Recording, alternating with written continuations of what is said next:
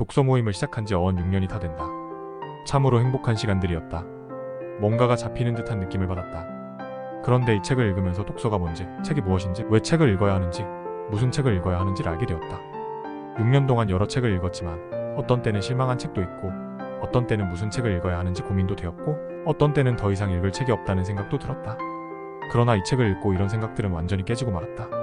읽을 책은 무궁무진하며 어떤 책을 읽어야 할지 확실한 방향이 잡혔다. 이 책에 읽고 감동된 부분과 느낌을 적고자 한다. 맨인 블랙, 배드보이 가수로서 뛰어난 실력자, 미국 MIT 입학허가를 받지만 입학하지 않고 가수 활동을 한다. 그의 집에 가면 인문 고전이 서재에 가득하다고 한다. 이미 어려서부 읽고 지혜를 얻었기 때문에 대학에 갈 필요가 없다고 생각했다는 것이다. 성경의 구성 율법서, 모세오경, 역사서, 시가서, 선지서, 대소선지서, 복음서, 서신서, 예언서로 구성되어 있다. 놀랍게도 우리의 조상들이 읽던 고전인 사서 3경도 이렇게 구성되어 있다. 사서, 논어, 맹자, 대학, 중용, 삼경시경, 서경, 주역.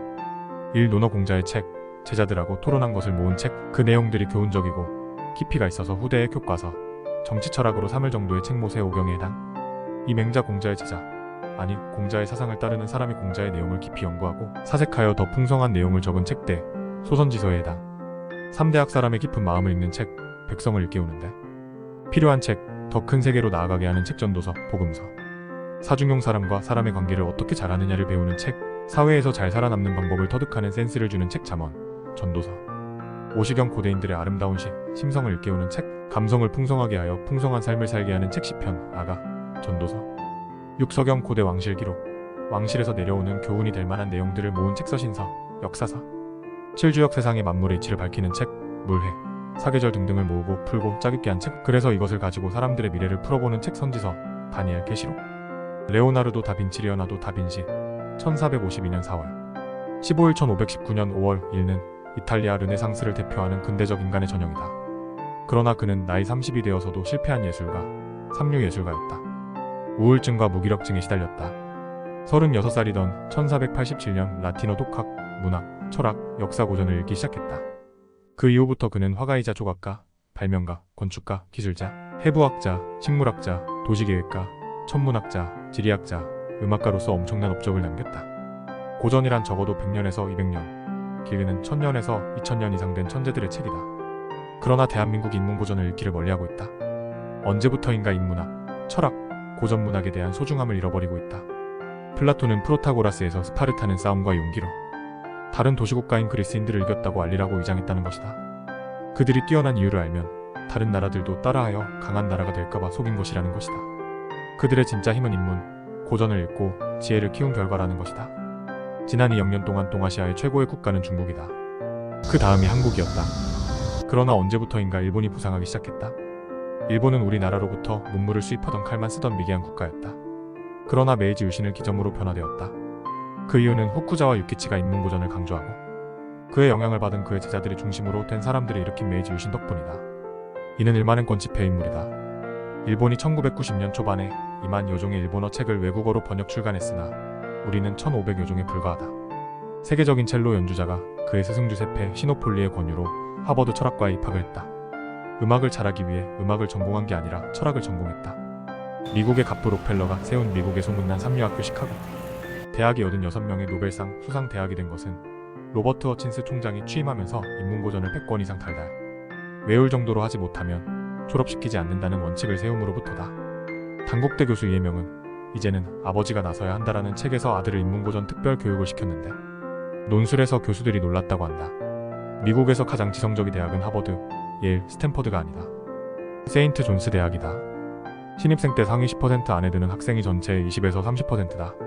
그러나 아이비리그의 대학은 상위 10% 안에 드는 학생이 95%다.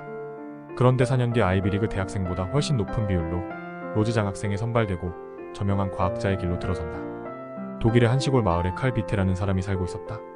첫째 아들이 태어난 지 몇 일 만에 장티푸스로 죽고 둘째는 지능이 현저히 낮았다.